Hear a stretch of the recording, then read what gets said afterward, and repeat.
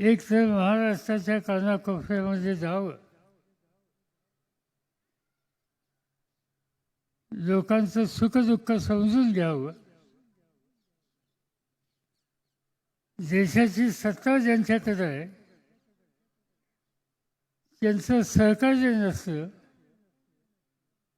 त्याची सामान्य माणसाची शक्ती संघटित करावी आणि त्यांची दुःख कमी करण्याच्यासाठी राज्यामध्ये भारत या ठिकाणी आघाडीचं जे सरकार आहे त्यांच्या मदतीनं काही ओझं कमी करता येईल तर ते करण्याच्याबद्दलचा विचार करावा. या हेतूनं मी जिल्ह्यात जायचं ठरवलं आहे. 3-4 दिवसाच्या पूर्वी सोलापूरला जाऊन आलो. कामगारांशी बोललो, कार्यकर्त्यांशी बोललो, समाजातल्या उपेक्षित समाजाच्या घटकांशी बोललो, महिलांशी बोललो, अनेक सुखदुःख जाणून घेतली आणि त्याचप्रमाणे आता राज्यामध्ये जिथं जाणं शक्य असेल त्या ठिकाणी जायचा निकाल मी घेतला. किती संकट येतात. आधीच्या वक्त्यांनी उल्लेख केला महागाईचा प्रश्न.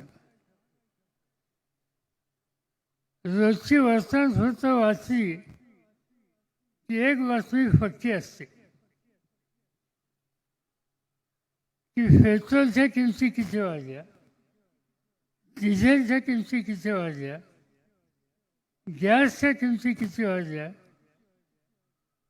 आणि वडिलीचं जे संसार चालवायचं बजेट आहे ते किती प्रमाणात संकटात गेलं ही बातमी रोज बघायला मिळते. आपल्या खासदारांनी उल्लेख केला ही गोष्ट खरी आहे की मनमोहन सिंग असताना त्यांच्या मंत्रिमंडळावर मी होतो.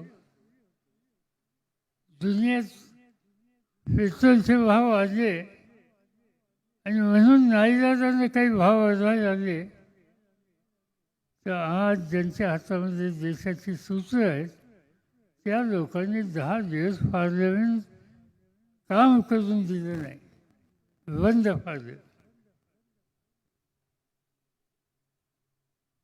आता जगात किंमत वाढली म्हणून इथं वाढली एक कारण सांगायला होतं, पण जगात किंमत कमी झाली तरी इथं काही लाभ दिला नाही.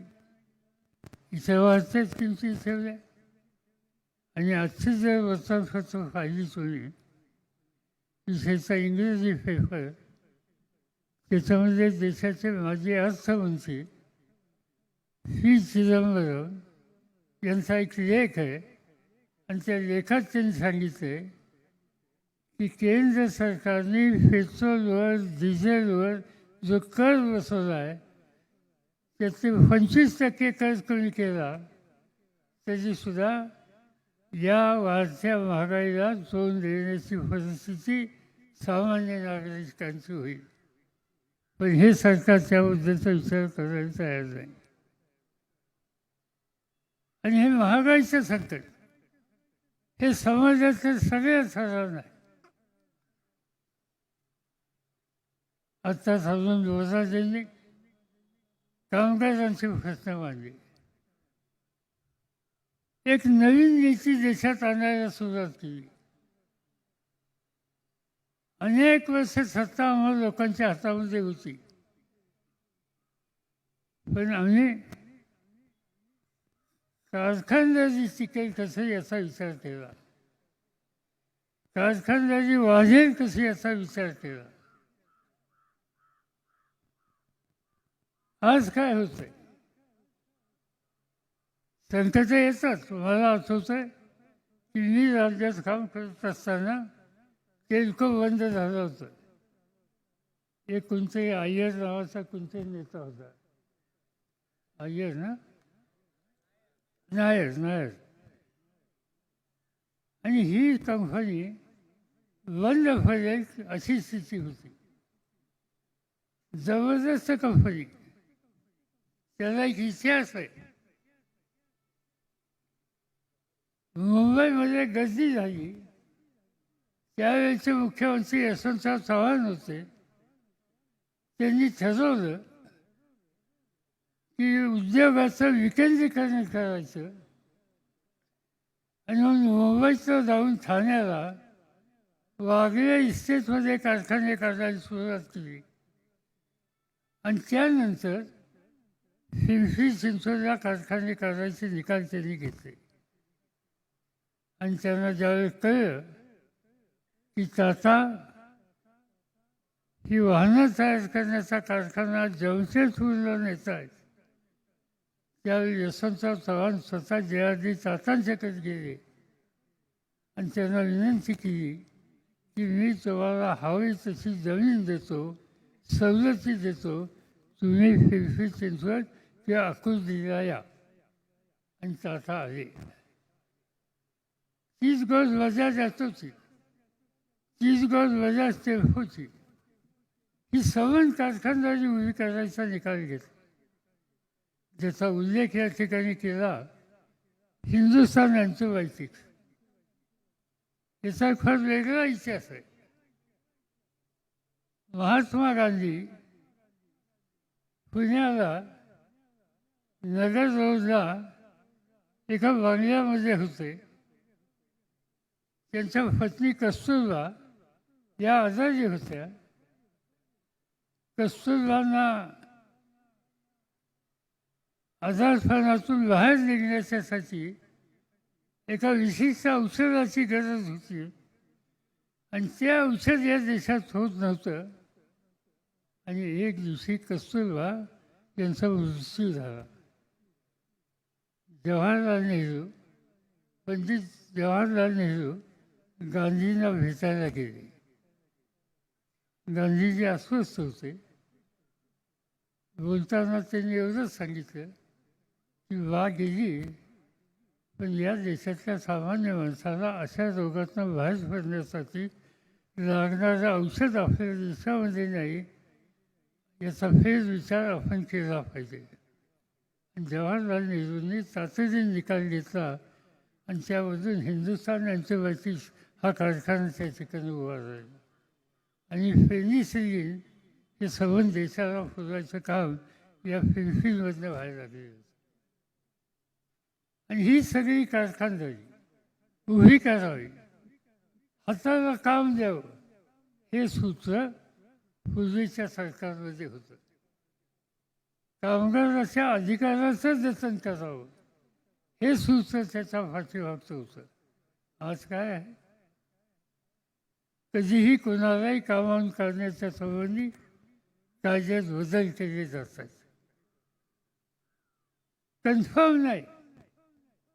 नोकरीमध्ये कन्फर्मेशन ही संकल्पना असता कामा नये, यासंबंधीचा सवन विचार आज भाजपच्या दिल्लीच्या सरकारमध्ये आहे. आणि ही भूमिका 100% कामगार विरोधी आहे.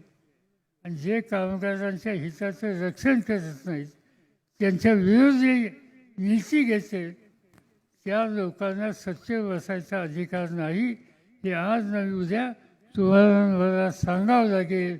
आणि त्यासाठी जी महत्त्वाची शहरं या दृष्टीने अत्यंत दिशा देणारी आहेत, त्याच्यामध्ये पिंपरी चिंचवड होऊ शकतं. आणि म्हणून कामगारांचा विचार या ठिकाणी करायचा. कारखानदारी वाढवायची आम्ही प्रयत्न करतो. राज्य होतं त्यावेळी केले. पुण्यामध्ये जास्त कारखानदारी वाढू नये असं माझं मत होतं. आणि त्याचं कारण विकेंद्रित स्वरूपामध्ये विकास झाला पाहिजे. आणि म्हणून आम्ही लोकांनी काही निकाल घेतले. मी स्वतः राज्याचा मुख्यमंत्री असताना घेतले की नवीन कारखाना काढायचा असेल तर रांजणगावला जागा देतो म्हणजे. आज रांजणगाव हे एक महत्त्वाचं औद्योगिक केंद्र झालं. चाकण महत्त्वाचं औद्योगिक केंद्र झालं. पाचनेर महत्त्वाचं औद्योगिक केंद्र व्हायला लागलं. पलीकडच्या रस्त्यावर गेलात तर जेजुरी, दौंड तालुक्यामध्ये कुरकूर, बारामतीमध्ये बारामती, इंदापूरमध्ये इंदापूर दिसते. पलीकडे आपण सातारा रोडला गेला तर शिरवळ, ही सगळी औद्योगिक नगरी आज आपण विकेंद्रित स्वरूपामध्ये उभी करण्याचा प्रयत्न करतोय. आणि त्याचं महत्त्वाचं कारण त्या भागातल्या तरुणांच्या हाताला काम मिळालं पाहिजे. आणि आज दिल्लीचं सरकार, भाजपचं सरकार नवीन कारखानदारी करायला अनुकूल अशा प्रकारची नीती घेत नाही. त्यांची भूमिकाच वेगळी. आता ही गोष्ट औद्योगिकरणाची झाली. आमच्या आधीच्या वक्त्यांनी शेतकऱ्याची अवस्था सांगितली. काय अवस्था शेतकरी? मला आठवत आहे 2004ला देशाच्या शेती खात्याचं काम माझ्याकडे आलं. शपथ घेतली मंत्रिपदाची आणि संध्याकाळी माझ्याकडे एक फाईल आली. आणि ती फाईल आचार सुरू करा अशी मला विनंती केली. बघितलं फाईलमध्ये काय? फाईलमध्ये होतं की या देशामध्ये 4 आठवड्याचा अन्नाचा पुरवठा आहे आणि म्हणून परदेशातलं धान्य आणा, ब्राझीलवरनं आणा, अमेरिकेवरनं आणा. आणि त्या संबंधीचा प्रस्ताव त्या फाईलमध्ये होता. मी काही सही केली नाही. मी विचार करत होतो, हा शेतीप्रधान देश, 70% लोक शेतीवर आहेत आणि इथं आम्ही अन्न देऊ शकत नाही. दुसऱ्या दिवशी मला मनमोहन सिंगांचा फोन आला. म्हणजे फवाजी, वो फाइल जल्दी क्लियर करिए क्योंकि 4 हफ्ते का अनाज देश में है, जल्दी हमें बाहर से लाना पड़ेगा. त्यांचं गांभीर्य मला समजलं आणि नाईलाजानं मी त्याच्यावर सही केली आणि परदेशातनं धान्य आणलं. पण मी विचार केला की हे चित्र बदलायचं, काय वाटेल ते झाल्याचं बदलायचं. आणि त्यासाठी प्रयत्नांची पराकाष्ठा केली. 2004 ते 2014 10 वर्ष माझ्याकडे शेती खात्याची सूच होती. 2014ला मी शेती खात्याचं काम सोडलं. त्यावेळेला या देशातल्या काळ्या आईची इमान राखणाऱ्या शेतकऱ्यांनी घामाने आणि त्याच्या मालाला चांगली किंमत मिळाली म्हणून आमचे प्रश्न सोडवले. ज्या दिवशी माझं शेती खर्चाचं काम संपलं त्या दिवशी हा देश गहू एकेकाळी परदेशात आणत होता. तो देशाची गरज तर भागवतो, पण जगातल्या 18 देशांना गहू निर्यात करणारा हिंदुस्थान म्हणून हिंदुस्थानचं नाव जगात झालं. तांदूळ एक काळ असा होता की आम्ही तांदूळ थायलंडवरून आणत होतो. ज्या दिवशी शेती खात्याचं काम मी सोडलं त्या दिवशी जगात सगळ्यात जास्त निर्यात तांदूळ करणारा देश हा भारत झाला. साखर, जगात 2 नंबरची साखर निर्यात करणारा देश भारत झाला. आणि फळं, भाजीपाला याच्यामध्ये जगात 2 नंबरचं नाव या देशाचं आहे. आज कुठेच बघा, एस.टी. स्टँडवर जा, रस्त्याच्या कडेला जा, रेल्वे स्टेशनवर जा, अनेक प्रकारची फळं बघायला मिळतात. मगाशी कोणतरी आमच्या सरकारने एक फळाची करंडी चालली, त्याच्यात अनेक फळं होती. एक काळ असा होता की घरात कुणी आजारी पडला तर मोसंबी आणायची किंवा फळं आणायची. म्हणजे फळं बाजारात घेऊन कुणी येतो म्हणलं तर लोक म्हणायचे घरात कुणी आजारी येत आहे, त्याचं फळं कुणी आणत होते. पण आज या देशामध्ये फळांचं उत्पादन प्रचंड वाढलं. जगामध्ये आपला नावलौकिक या सगळ्या गोष्टीचा झाला. आणि याचं महत्त्वाचं कारण की मिळालेली सत्ता त्या कष्ट करणाऱ्या शेतकऱ्याच्या भल्यासाठी वापरायची ठरवली तर हा शेतकरी या देशाचा भुकेचा प्रश्न सोडू शकतो. आणि ते काम आम्ही लोकांनी केलं. याचं नेमकं उलटं आजचं सरकार त्या ठिकाणी आहे की जे भाजप होतं सरकार आहे या सगळ्या प्रश्नांच्याकडं आज त्यांचं लक्ष नाही. ही त्या ठिकाणी बघायला स्थिती मिळते. बेरोजगारी ही दिवसेंदिवस वाढते. त्यासाठी काय केलं पाहिजे. अनेक गोष्टी आम्ही लोकांनी केल्या. मला आठवत आहे की मी हिंजवडीला आलो. नानासाहेब नवले हे आमचे सरकारी होते त्यावेळेला. त्यांनी एक साखर कारखाना काढला आणि त्या साखर कारखान्याच्या भूमिपूजनाला मला बोलवलं. भूमिपूजन मी केलं आणि भाषणात सांगितलं की मी जो भूमिपूजनाचा कार्यक्रम या ठिकाणी केला त्या ठिकाणी कारखाना येणार नाही. नाना म्हणले की हे काय अहो असं कधी होतं का. भूमिपूजनाला तुम्ही बोलवलं आणि तुम्ही सारखा कारखानाच व्हायचा. म्हणजे 20 महिन्यात तुम्हाला दुसरी जागा देतो. मला या ठिकाणी ITCC करायची. आणि आज त्या हिंजवडीला 1 लाखाच्या पेक्षा सुद्धा जास्त तरुण तरुणी ITCCमध्ये काम करतात. असंच काम या ठिकाणी करावं म्हणून आझमबाई फानसरे, संघटनेचे अध्यक्ष संजोग, विलासराव लांडे हे सगळे माझ्या घरी आज असता आले होते. आणि त्यांनी मला सांगितलं इथं कुठेही जमीन मिळायची शक्यता आहे. म्हणजे आपण ITCC काढू. किती लोकांना काम मिळेल. मगच पक्षाचे सतीश मगर यांना फोन केला. त्यांना विचारलं की तुमच्याकडे किती लोक काम करतात. त्यांनी सांगितलं 1 लाख. आकुर्डीला किती करतात. तिकडे असेच काहीतरी. म्हणजे एकट्या पुण्याच्या परिसरामध्ये ITमध्ये 4 लाखाच्या पेक्षा अधिक तरुण तरुणी आज काम करतात. अधिक हातांना काम मिळावे. आणि ही धोरणं ही पूर्वीच्या सरकारने ठरवली. आणि आजचं सरकार त्या बाबतीत भाजप होतं सरकार योग्य प्रकारची पावलं टाकायच्या दृष्टीनं काही उपाययोजना करतं असं दिसत नाही. आणि म्हणून याच्यात काही ना काहीचे बदल केला पाहिजे. आत्ता सुदैवानं उद्धव ठाकरेंच्या हातामध्ये महाराष्ट्राची स्कृती आहे. 3 पक्षाचं सरकार आहे. आणि या सरकारमध्ये या औद्योगिक धोरणात ज्या काही सुधारणा करण्याची गरज आहे त्या निश्चित करणार आहोत. आणि अधिक कामगारांना या ठिकाणी अधिक हातांना काम कसं मिळेल याची खबरदारी घेणार आहोत. आज हे सरकार त्या दृष्टीनं पावलं टाकत आहे. आणि ज्यांच्या हातामध्ये देशाची सत्ता आहे त्या भाजपच्या नेतृत्वाची भूमिका काय. म्हणजे केंद्र सरकारचं काम राज्य सरकारला मदत करायची असते. आज राज्याला मदत होत नाही.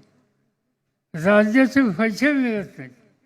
GSTचे 30,000 कोटी ही रक्कम केंद्राकडे पडू नये ती महाराष्ट्राला द्यायचं काम आज केंद्र सरकार करत नाही. आणि या सगळ्या गोष्टीच्यामुळं महाराष्ट्र आर्थिक अडचणीत आणण्याचा प्रयत्न एका बाजूनं करायचं आणि दुसऱ्या बाजूनं आहे हे सरकार हे फाडण्याच्यासाठी काय करता येईल याचा प्रयत्न करता येईल. कधी CBIचा वापर, कधी EDचा वापर, कधी नार्कोटिक्सच्या योजनेच्या संबंधीचा वापर. या सगळ्या एजन्सी आज या ठिकाणी सरकारमध्ये बसलेल्या लोकांना संकटात आणण्याच्यासाठी केले. अनिल देशमुख गृह खात्याचे मंत्री होते. त्यांचा आरोप झाला. त्यांनी तातडीने राजीनामा दिला आणि सांगितलं चौकशी करा. ज्यांनी आरोप केला तो वरिष्ठ पोलीस अधिकारी आरोप केला पण त्या आरोपाला आधार नाही दिला.